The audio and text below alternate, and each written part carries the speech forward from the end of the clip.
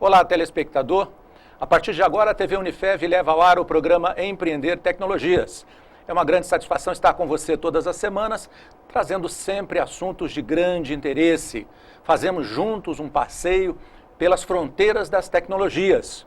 Hoje, de maneira muito especial aqui no Labim, eu estou recebendo dois convidados e o tema do nosso programa de hoje é vegetação urbana, importância e manejo correto. O primeiro que a gente apresenta é o professor mestre Fernando Galouro Della Valle. Ele é graduado em agronomia pela Unesp, fez especialização no MBA de gestão ambiental da Unifev em 2007, fez especialização em tutoria à distância, plantio direto, pela UNB, Universidade de Brasília, e fez mestrado em agronomia também pela Unesp, e a área de concentração sistemas de produção. Aqui no estúdio também o Wagner Salatiel Machado, ele é aluno egresso, aluno formando, né, do curso de gestão ambiental e também empreendedor e diretor proprietário da Podarte, a cooperativa de poda e paisagismo da cidade de Votuporanga. Sejam bem-vindos, obrigado por responder ao nosso convite. E vamos tratar desse assunto que eu acredito que seja, em parte, do conhecimento da população, mas sempre é bom a gente mergulhar nesses temas com um nível de detalhamento maior. E para isso vocês vão estar nos ajudando hoje aqui. Qual a importância e o benefício da vegetação para os seres vivos e também para o mundo como um todo?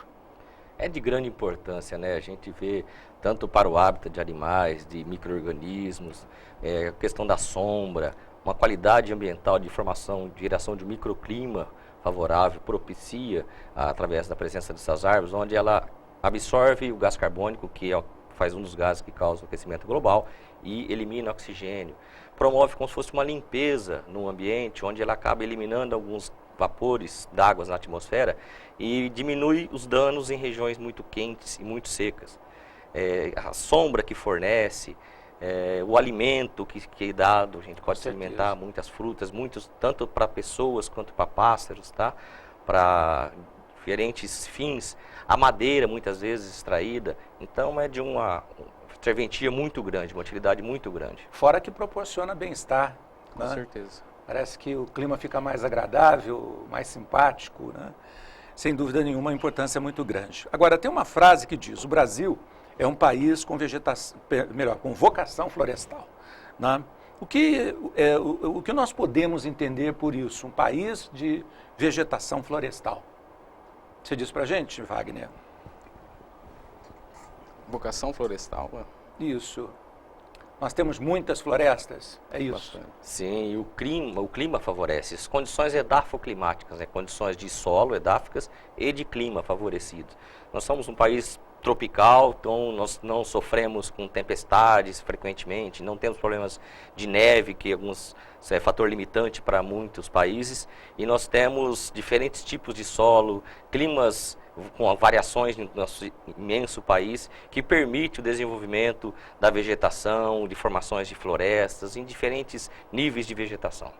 E nós temos também diferentes tipos de florestas, né? Sim. Na região norte, por exemplo, do continente, América do Norte, a gente tem alguns tipos de floresta no Canadá, Estados Unidos, e outro tipo, o nosso difere bastante, essa vegetação amazônica, é um outro tipo de vegetação, outro tipo de floresta, né? Sim, nós temos vários biomas, né? Aqui Sim. no Brasil nós temos floresta amazônica, temos a Mata Atlântica, que ocupa grande parte do Sudeste, nós temos área de cerrado, caatinga, os campos, área de manguezais, são diferentes biomas. E em termos de vegetação florestal, conforme bem dito pelo professor Ramon, nós temos diferenças com relação a essa vegetação florestal da América do Norte, onde predomina um clima muito mais frio.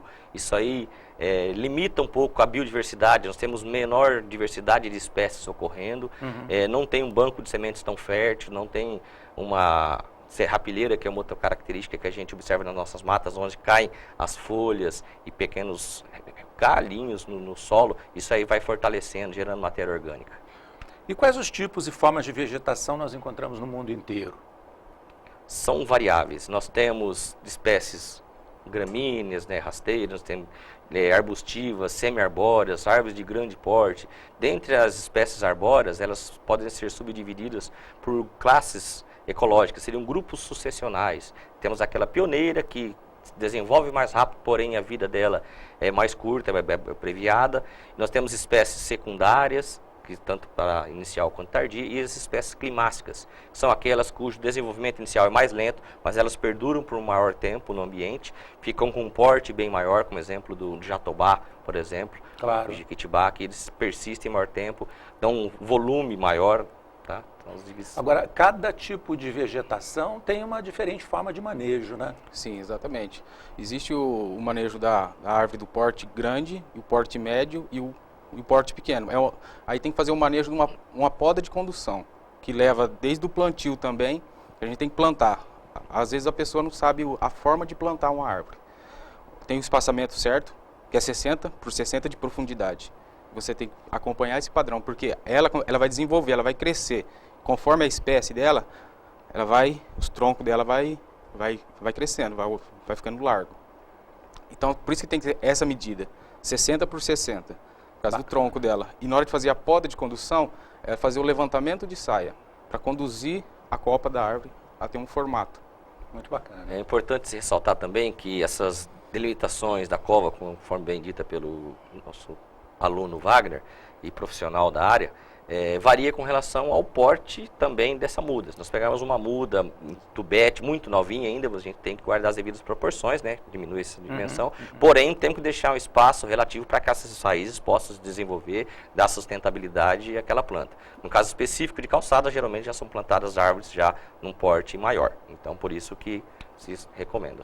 Perfeito. Bom, em comparação com outros municípios, nós podemos dizer que Votuporanga é uma cidade bem vegetada, com boa cobertura de área verde? O que você diz, Wagner? Sim, tem uma estatística aí que fizeram, parece que está atingindo uma boa área já, porque assim quando faz o loteamento na cidade, já é plantada a muda de árvore. Antes de você construir uma casa, já tem uma muda de árvore plantada já. E muitas cidades não têm esse cuidado, né? Exatamente. O que acaba depois sendo prejudicial. Mas você conhece números a respeito? Sim, dados oficiais provenientes do Censo Arbóreo realizado em 2009 em Votuporanga indicou que o município tem 27% coberto de área verde. 27 metros quadrados por habitante. Isso aí supera, inclusive, da recomendação da Organização Mundial de Saúde, que os dados da Organização Mundial de Saúde é 12 metros quadrados por habitante de área verde no município. Votuporanga está com 27, mais do que o dobro. E esse censo apresentou entre 38 e 40 mil árvores catalogadas no município de Votuporanga. Só que depois disso foram feitos vários incrementos, várias atividades tendo sido feitas pelo município, inclusive pelo órgão da SAEV Ambiental, onde têm sido introduzidas outras espécies no município. E isso dá um impacto forte na qualidade de vida, né, das pessoas do município. Sem dúvida, influencia muito, porque nós estamos considerando árvores de calçamento, de calçadas, nós temos que considerar árvores de loteamento, muitas áreas verdes, conforme o Wagner bem disse, que é uma obrigatoriedade agora dos loteamentos. Nós temos também alguns bosques, e dados da ONU pede que em torno de 30% de um município seja coberto por vegetação florestal, por área vegetada. E nem todos os municípios conseguem atingir esse índice. Claro. Bom, estamos passando também por uma crise de água, muito falado nos telejornais, né? E como a gente está tratando sobre vegetação, existe uma relação entre esses dois fatores? Como fazer para preservar a água? Existe uma relação muito grande. Nós podemos preservar a água com pequenas atitudes que têm sido tão divulgadas na mídia, como economia, evitar o desperdício, fazer o reuso de água. Mas no campo, a água geralmente vem de onde? Ela surge de uma nascente, de um olho d'água. Lá vai gerando córregos, rios, imensidões de represas, né, de açudes. Então, um ponto crucial é a gente estar preservando essas nascentes. E como fazê-la? Respeitar a área em seu entorno, que é chamada área de preservação permanente. Muitas pessoas acabam infringindo, acabam ocupando essa área que deveria ser apenas ficar restrita sem que haja atividade nenhuma antrópica ali, né, que o homem não mexa, para que as árvores protejam essa nascente, esse curso d'água do assoreamento, para que ele possa desenvolver a sua vida equilibrada lá com todos os animais, todos os insetos, todos os seres que habitam uma área dessa. E aí surge a figura que a gente escuta falar muito de mata ciliar, que é aquela mata que protege esses córregos, esses mananciais. E ciliar faz uma menção aos cílios do ser humano, cuja proteção cuja função é proteger os olhos, do suor, de poeira e algo assim. Então é de suma importância ter uma relação muito grande, preservação da vegetação com conservação, preservação de água. E o manejo que a sua empresa faz é um manejo mais urbano ou aparecem também atividades, muitas vezes, na área rural? Sim, na área rural também aparece, principalmente na fazer a extração dessas árvores. O pessoal, eles pedem uma autorização no IBAMA, né? Na CETESB também, para fazer essa supressão dessas árvores. E na cidade a gente também faz, só que aqui na cidade é o órgão público aqui, que é essa EVA Ambiental, a autarquia, que tem que dar esse alvará para poder fazer a extração dessas árvores. Bacana. Mas o carro-chefe mesmo da nossa empresa, da Podarte, é a poda de árvore. Urbana. Urbana e rural também. Rural também. Perfeito. Bom, vocês falaram em preservação. No mundo de hoje, nós escutamos muito as palavras biodiversidade e sustentabilidade ambiental. Vamos trazer um esclarecimento para o nosso telespectador do que é a biodiversidade e o que é a sustentabilidade ambiental. Sim, são termos já praticamente corriqueiros, né, podemos colocar assim, então bem presentes na mídia. E biodiversidade seria a diversidade de espécies, vida. Então, a grande quantidade de espécies vegetais e animais que precisam estar no planeta para estar fazendo parte da cadeia alimentar, desenvolvimento dos níveis tróficos de acordo com a natureza, em equilíbrio, para evitar de termos espécie em extinção, para evitar de termos uma população apenas por alguma determinada espécie, seja ela vegetal ou animal. Então, seria diversidade, grandes espécies diferentes em uma área. Então, nós temos que tomar medidas de precaução, de preservação, para que a gente mantenha o equilíbrio dessa natureza e uma boa biodiversidade.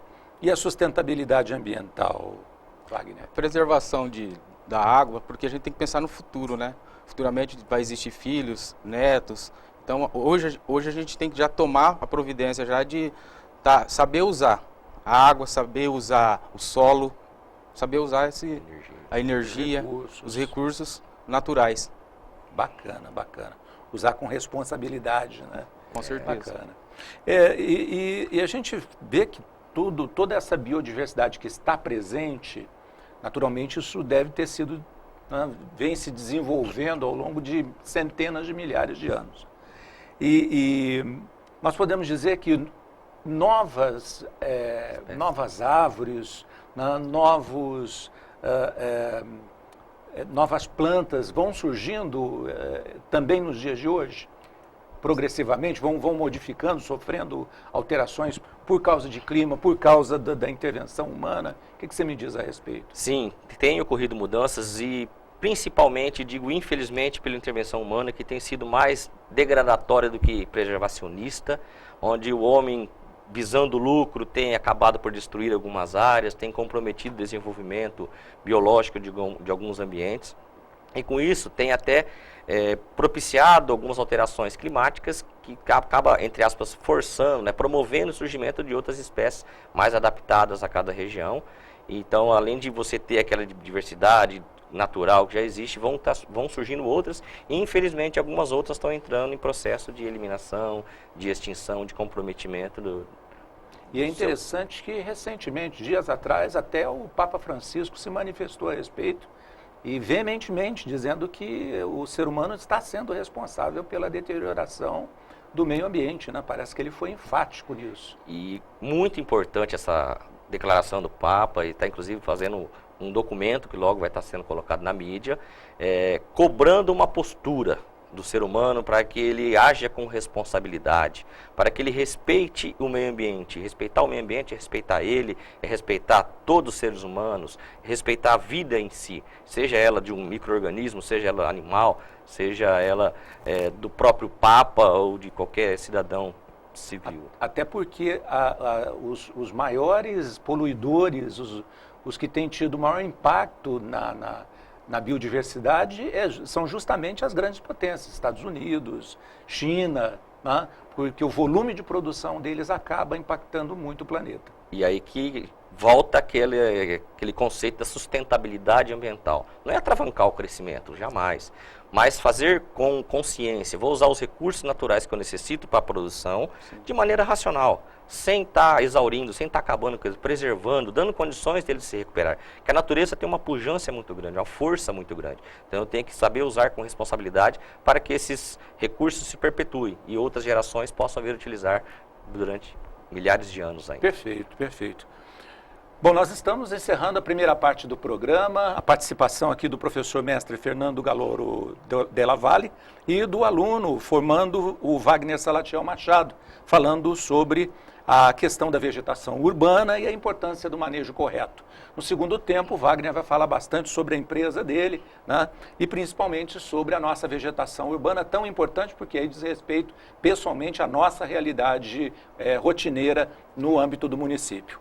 Daqui a pouquinho a gente volta com o programa Empreender Tecnologias. Até já!